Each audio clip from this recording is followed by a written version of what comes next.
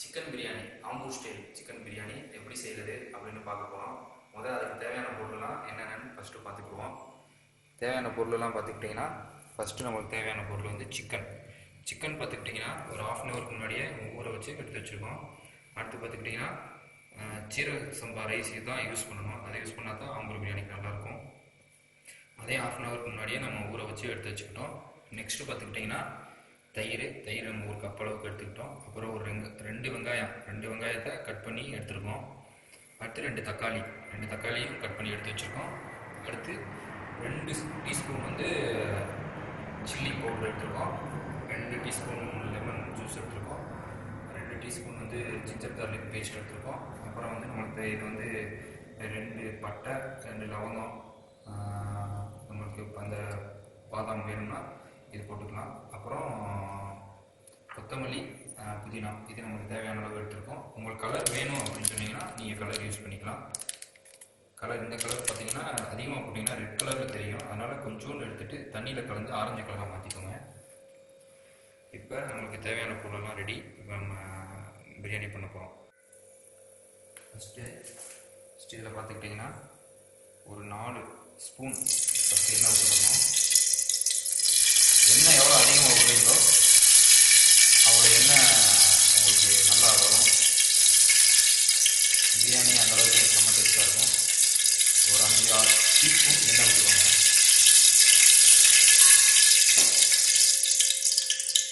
எண்ணெய் விட்டதுக்கப்புறம் நம்ம வச்சுருக்க இதை சிம்மில் வச்சுக்கோங்க. வச்சுருக்கிறதுக்கப்புறம் இந்த பட்டை, இந்த கிராம்பு, இதெல்லாம் சேர்த்து கொஞ்சம் நேரம் இதில் வறுக்கணும்.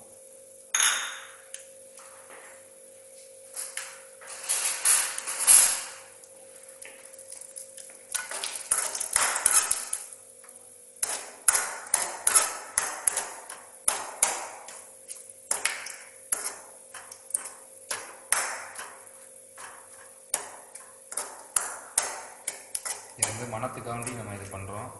அதுக்கப்புறம் இது நல்லா சூடானதுக்கப்புறம் நம்ம வெட்டி வச்சுருக்க வெங்காயத்தில் ஒரு கொஞ்சமாக ஒரு 5-6 ஸ்லைஸ் லைட்டாக ஒரு 5-6 வெங்காயத்தை போட்டு சும்மா ஒரு 5-6 வெங்காயத்தை போட்டிங்கன்னா போதும்.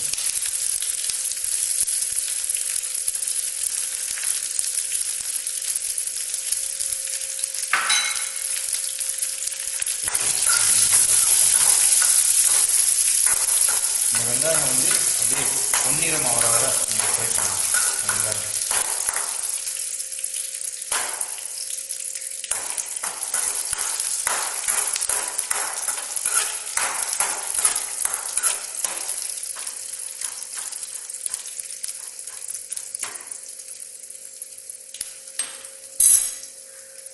தேவைன்னா கொஞ்சம் நீங்கள் இதில் எண்ணெய் விட்டுக்கலாம். எண்ணெய் எவ்வளோக்கு அதிகமாக விடுறீங்களோ அவ்வளோக்கு உங்களுக்கு டேஸ்ட்டாக இருக்கும்.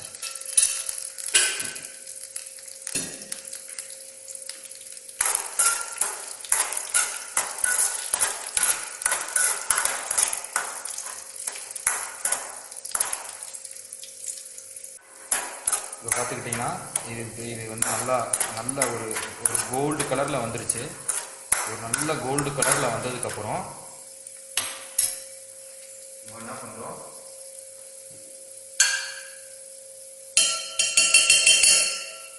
இந்த இஞ்சி பூண்டு பேஸ்ட்டை இதில் சேர்க்குறோம்.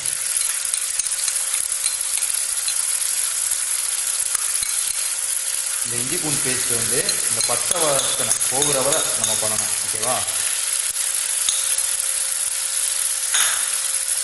இஞ்சி பூண்டு பேஸ்ட்டை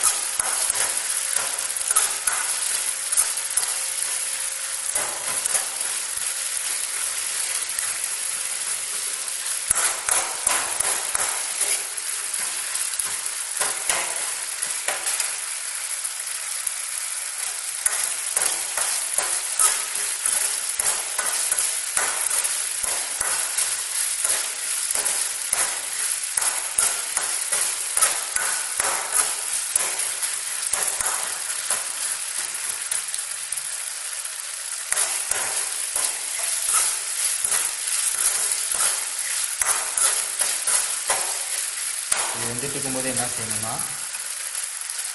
நம்ம மீன் கட் பண்ணி வச்சுருக்க ஆனியனை இதில் ஆட் பண்ணணும்.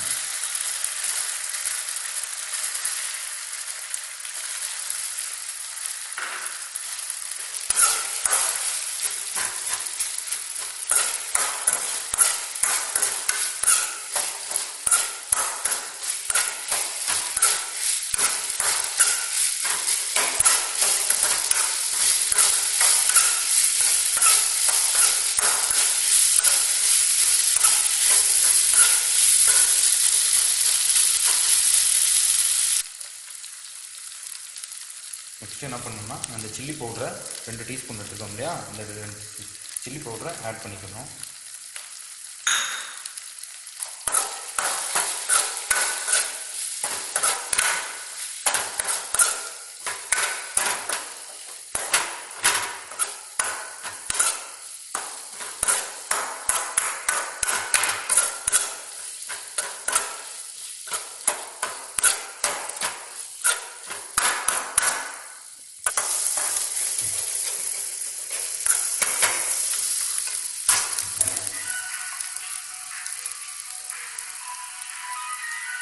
நெக்ஸ்ட்டு என்ன பண்ணணும்னா நம்ம வெட்டி வச்சுருக்க தக்காளியை இதோட சேர்த்து ஆட் பண்ணிக்கணும்.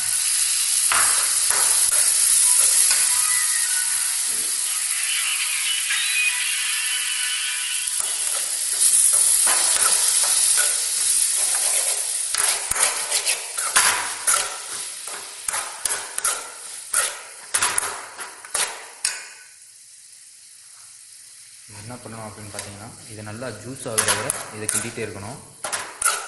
இது ஓரளவுக்கு கொலன்னு வரும், அந்த அளவுக்கு கிண்டணும்.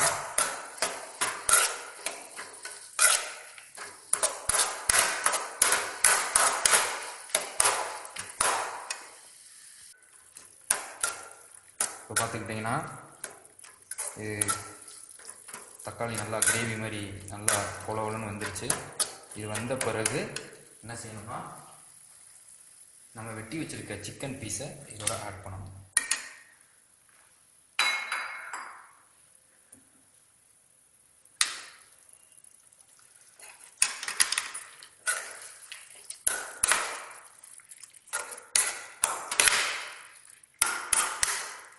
வெட்டி வச்சுருக்க சிக்கன் பீஸ் இதோட நல்லா ஆட் பண்ணணும்.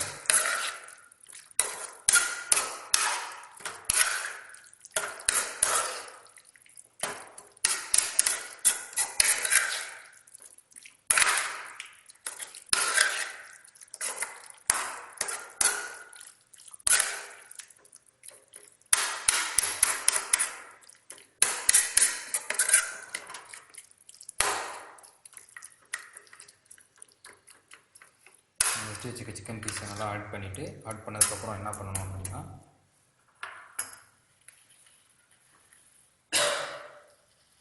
இது கூட நம்மளுக்கு தேவையான அளவு தயிர் சேர்த்துக்கணும். தயிர் நமக்கு எவ்வளோ தேவையோ அவ்வளோ சேர்த்துக்கணும். இதுக்கு வந்து தயிர் பார்த்துக்கிட்டிங்கன்னா புளிப்பில்லாத தயிர் தான் யூஸ் பண்ணணும். ஏன்னா புளிப்போட தயிர் யூஸ் பண்ணிங்கன்னா லெமன் போடும்போது இன்னும் புளிப்புத்தன்மை அதிகமாகிடும். அதனால் நமக்கு எவ்வளோ தயிர் தேவையோ அவ்வளோ தயிர் இதை எடுத்துக்கணும்.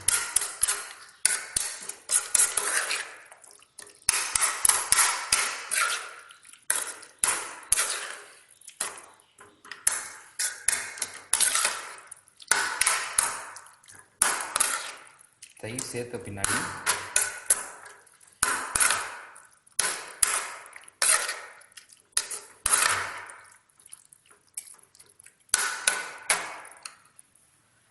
நம்ம என்ன பண்ணணும், 2 spoon lemon juice, fresh lemon juice ஊற்றிக்கணும். ப்ளஸ் நம்ம வெட்டி வச்சுருக்க புதினாவையும் கொத்தமல்லியையும் இதோட சேர்த்துக்கணும்.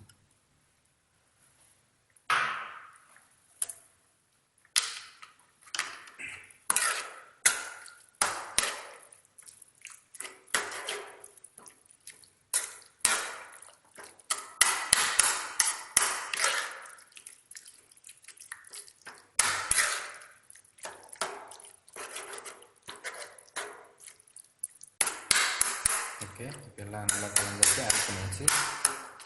கடைசியில் என்ன பண்ணணும் அப்படின்னா இதில் நமக்கு தேவையான அளவு உப்பு சேர்த்துக்கணும். உப்பு நமக்கு எவ்வளோ தேவையோ அவ்வளோ அவ்வளோ எடுத்துக்கணும்.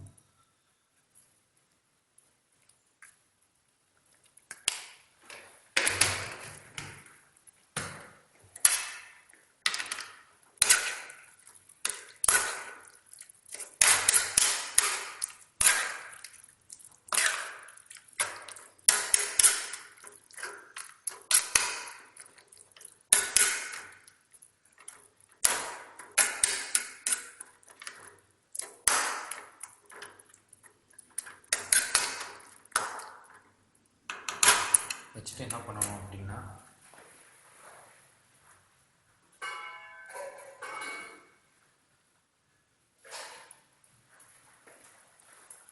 வச்சுட்டு இந்த சிக்கன் வேகிறதுக்கு ஒரு 10 நிமிஷம் ஆகும். அந்த 10 நிமிஷம் என்ன செய்யணும், பவுலை நம்ம மூடி வச்சிடணும். நெக்ஸ்ட்டு என்ன செய்யணும், சைடில் ஒரு பவுலில் நம்ம ஏற்கனவே இது பண்ணி வச்சுருக்க ஒரு அரிசியை என்ன செய்யணும், நம்ம இதில் ஆட் பண்ணணும். ஆட் பண்ணிவிட்டு நம்ம எவ்வளோ தண்ணி, அதாவது 1 கப்பு ரைஸ் எடுத்துருந்தோம்னா 1 கப்பு தண்ணி எடுக்கணும். இப்போ நான் 2 கப்பு ரைஸ் எடுத்திருக்கேன், அதனால் 2 கப்பு தண்ணி வச்சுருக்கோம். இது பாதி வேகிற அளவு தான் நம்ம எடுக்கணும். ஃபுல்லாக வெந்துருச்சு அப்படின்னு பார்த்தீங்கன்னா அடி பிடிச்சிரும். அடுத்து நம்ம தம் போடும்போது அடி பிடிச்சிரும். அதனால் பாதி வேகும்போது எடுத்துக்கணும். இதில் பார்த்துக்கிட்டிங்கன்னா லைட்டாக நம்மளுக்கு தேவையான அளவு லைட்டாக கலர் பொடி சேர்த்துக்கணும். அவ்வளோதான். லைட்டாக சேர்த்துக்கிட்டு லைட்டாக தான் சேர்க்கணும்.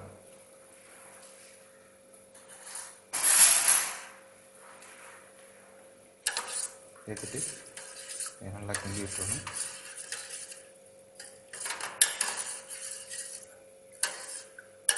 என்ன பண்ணணும், இப்போ இதை ரெண்டையும்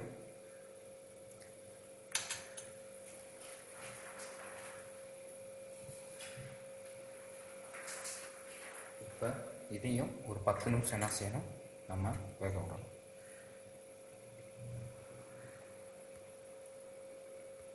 இப்போ 10 நிமிஷம் ஆயிடுச்சு. என்ன பண்ணணும், நம்ம சிக்கன் வெந்துருக்கா அப்படின்ட்டு நம்ம பார்த்துக்கணும். எல்லாத்தையும் எடுத்துக்கணும். இதில் சிக்கன் நல்லா வெந்திருக்கா அப்படின்னு தொட்டு பார்த்துக்கணும். போதுமான அளவுக்கு சிக்கன் இதில் நல்லா வெந்துருச்சு.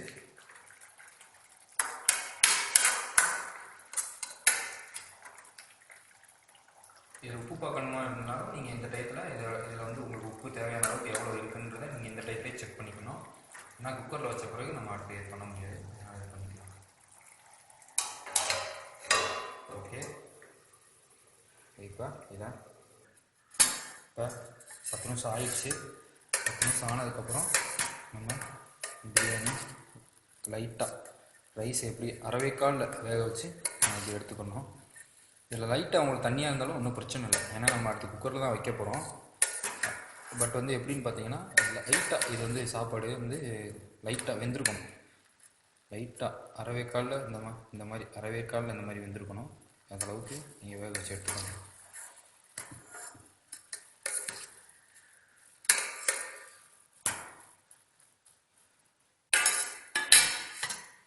என்ன பண்ணணும் அப்படின்னா, ஒரு குக்கரை எடுத்து குக்கரை சிம்மில் வச்சுக்கணும். சிம்மில் வச்சதுக்கப்புறம் ஃபஸ்ட்டு என்ன பண்ணணும் அப்படின்னா, நம்ம ரெடி பண்ணி வச்சுருக்க சிக்கன் கிரேவி அப்படின்னா, நம்ம ரெடி பண்ணி வச்சுருக்க சிக்கன் கிரேவியை ஃபஸ்ட்டு இதுக்குள்ளே போட்டுக்கணும்.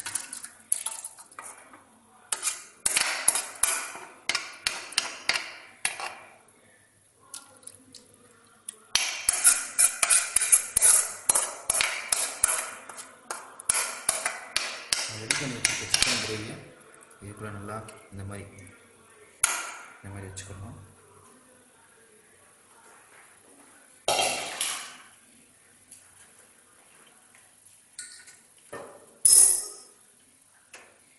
சிக்கனை வச்சதுக்கப்புறம் நம்ம என்ன பண்ணணும் அப்படின்னா, நம்ம வச்சுருக்க சாப்பாடு இருக்குது பார்த்தீங்களா, நம்ம சாப்பாடை இது மேலே எடுத்து தூவணும்.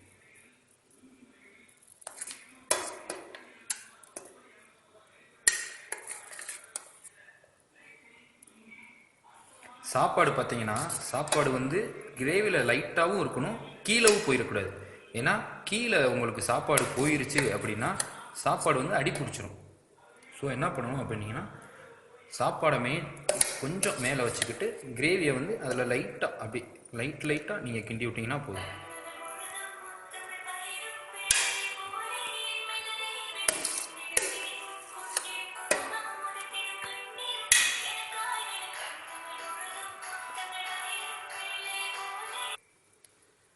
இதில் நீங்கள் என்ன பண்ணணும் அப்படின்னீங்கன்னா இந்த பிரியாணி கிரேவி இருக்குது பார்த்தீங்களா, இந்த கிரேவியை இது லைட்டாக இதில் வந்து லைட்டாக இதில் எப்படி பண்ணி விட்டுக்கணும். இதில் நீங்கள் பரசுன மாதிரியே இருக்கணும், பட் வந்து கீழே இருக்கிறதும் இதில் வெந்திருக்கக்கூடாது, அந்தளவுக்கு இருக்கணும். பிரியாணி ஓரளவுக்கு கிரேவியை நீங்கள் இது பண்ணி வச்சுட்டு ஓகே இப்போ பண்ணியாச்சு. இப்போ என்ன பண்ணணும் அப்படின்னு பார்த்தீங்கன்னா ஃபஸ்ட்டு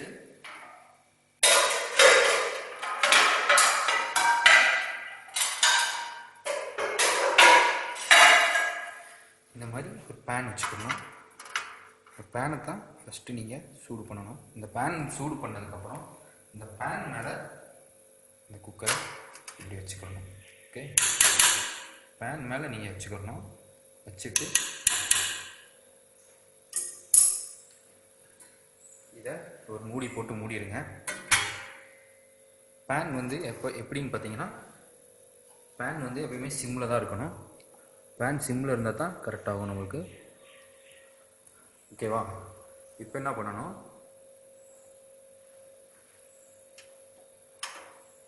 இதுக்கு மேலே நம்ம ஹாட் வாட்டர் தம் போடுறோம் பார்த்தீங்களா, இந்த ஹாட் வாட்டர் என்ன செய்யணும், இதுக்கு மேலே இப்படியே வச்சுக்கணும்.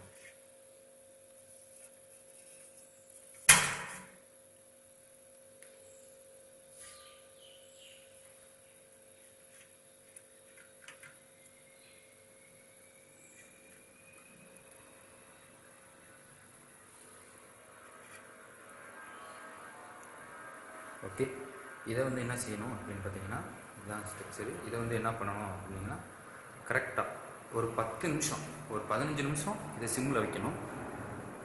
ரொம்ப அதிகமாக சூடு வைக்கக்கூடாது. ஒரு 10-15 நிமிஷம் கரெக்டாக நம்ம அளவு தெரியற வரை இதை வந்து ஓகே. இப்போ 10 நிமிஷம் 15 நிமிஷம் ஆச்சு. இப்போ தண்ணியை இறக்கிட்டு இப்போ ஸ்டவ் ஆஃப் பண்ணிட்டேன். நான் ஸ்டவ் ஆஃப் பண்ணிடணும். ஆஃப் பண்ணிவிட்டு உள்ளே எப்படி இருக்குன்னு பிரியாணி நம்ம எப்படி வந்துருக்குன்னு பார்க்க போகிறோம். பிரியாணி நல்லா வெந்து அருமையாக வந்துருச்சு. இப்போ பிரியாணியை நம்ம என்ன செய்யணும், கிண்டி விட்டுக்கணும். இதில் உங்களுக்கு நெய் வேணும் அப்படின்னா நீங்கள் நெய் போட்டுக்கலாம். நெய் இல்லை எனக்கு தேவைப்படாது, நெய் வேணாம் அப்படின்னு நீங்கள் யோசிச்சுட்டிங்கன்னா நெய் உங்களுக்கு தேவைப்படாது. இல்லை நெய் வேணும் அப்படின்னா அது உங்களோட டேஸ்ட்டை பொறுத்து நெய் நீங்கள் போட்டுக்கலாம். பிரியாணி பார்த்துக்கிட்டிங்கன்னா ஆம்பூர் பிரியாணி அருமையாக வந்துருச்சு. இதை நீங்களும் வீட்டில் சும்மா இருக்க நேரத்தில் சண்டே அன்னைக்கு வீட்டில் எல்லாத்துக்கும் பண்ணி கொடுங்க. வீட்டில் பண்ணிவிட்டு உங்கள் ஃபீட்பேக்கை சென்ட் பண்ணுங்க. ஓகே, இப்போ சுவையான ஆம்பூர் பிரியாணி ரெடி. இப்போ பார்த்துக்கிட்டிங்கன்னா பிரியாணி தயாராகிடுச்சு. சாப்பிட போகிறோம். எப்படி டேஸ்ட் இருக்குன்னு பார்க்க போகிறோம்.